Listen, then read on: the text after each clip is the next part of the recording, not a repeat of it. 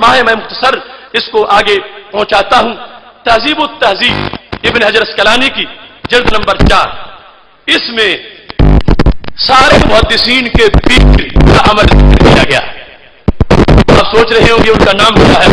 ان کا نام امام ابو بکر بن خزیمہ ہے.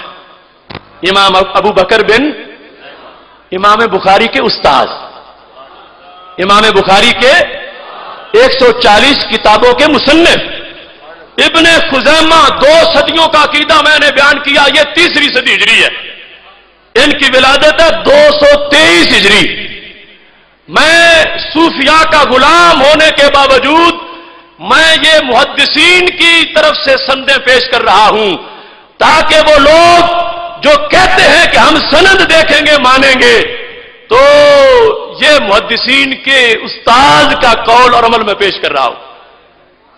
تصوف کی کتاب بڑی معتبر ہے، مگر جو بگوڑے ہیں تصوف کے اور کہتے ہیں نہیں نہیں ہمیں یہ سند دکھاؤ، تو یہ سند سامنے ہے. یہ کون ہے؟ 656 صفحہ ہے، جلد نمبر 4 ہے، تہذیب التہذیب ہے. اور اب مزے کی بات یہ ہے کہ سیدوں کے ایک امام کی قبر کا ذکر آیا ہے اور سٹیج پر سید جلوہ افروز ہیں. انہی کی نسل پاک سے یہ کتنا مبارک عمل، کتنا مبارک عقیدہ. راوی ہے محمد بن معمل جو نیشا پور کے امام تھے. وہ کہتے ہیں خرجنا ما امام آل الحدیث، ہم آل حدیث کے امام ابی بکر ابن خزیمہ، ابو بکر بن خزیمہ کے ساتھ نکلے. وہ عدیل ہی ابی علی ثقفی، اور ان کے ہم پلہ امام ابو علی ثقفی کے ساتھ. ما جماعت من مشائخنا، سارے شیخ اکٹھے ہو کے ہم نکلے الی زیارت قبر علی بن موسیٰ الرضا. امام علی بن موسیٰ الرضا بے توس میں ان کی قبر کی زیارت کے لیے ہم نکلے.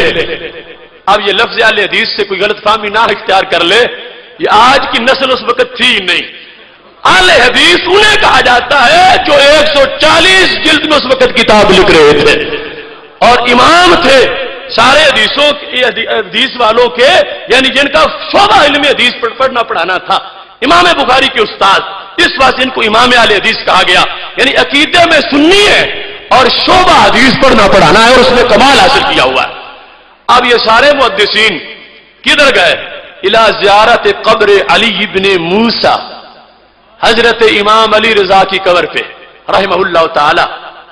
اب آج کی وہ فکر کہاں گئی جو کہ نبی علیہ السلام کی قبر روضہ پاک کی طرف جانا ہو تو معاذ اللہ نیت سے نہیں جانا چاہیے، مسجد نبوی کی نیت سے جانا چاہیے. میں پوچھتا ہوں جن کے پڑھائے ہوئے کو امام بخاری کہتے ہیں، اگر وہ بدعتی ہیں تو امام بخاری کیسے سچے ہوں گے؟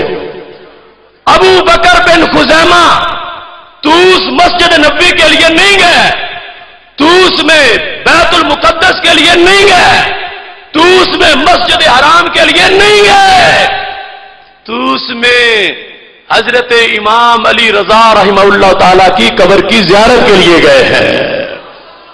لہذا جن لوگوں نے اس کو کہا کہ یہ معصیت کا سفر ہے تو نیا دین انہوں نے بنایا. ہمارا تو وہ ہے جو 3ری صدی میں بھی رہائش تھا، 3ری صدی میں. اور پھر مزے کی بات یہ صرف گئے نہیں، وہاں جا کے کیا کیا ہے. آج جو نبی علیہ السلام کی جالی کے سامنے وہ بڑا نازک مقام جب ہوتا ہے، ہاتھ باندھ کے کھڑا ہو تو شرطیں دھکے دیتے ہیں اور اس کا قبلہ سیدھا کرتے ہیں. انہوں نے نماز کے علاوہ دعا کا بھی قبلہ بنایا ہوا ہے کہ دعا ادھر مانگو ادھر منہ نہ کرو. ہاتھ نہیں باندھ دیتے کہ یہ تضرع ہے، تضرع ناجائز ہے. پوچھو امام ابو بکر بن خزیمہ سے کیا کیا انہوں نے. امام محمد بن معمل کہتے ہیں یہ انہوں نے کیا تھا، کہتے ہیں رئی تو من تعظیم ہی یعنی ابن خزیمہ لتلک البکا وتواضعہ لہا وتضرعہ عندہا ما تحیرنا.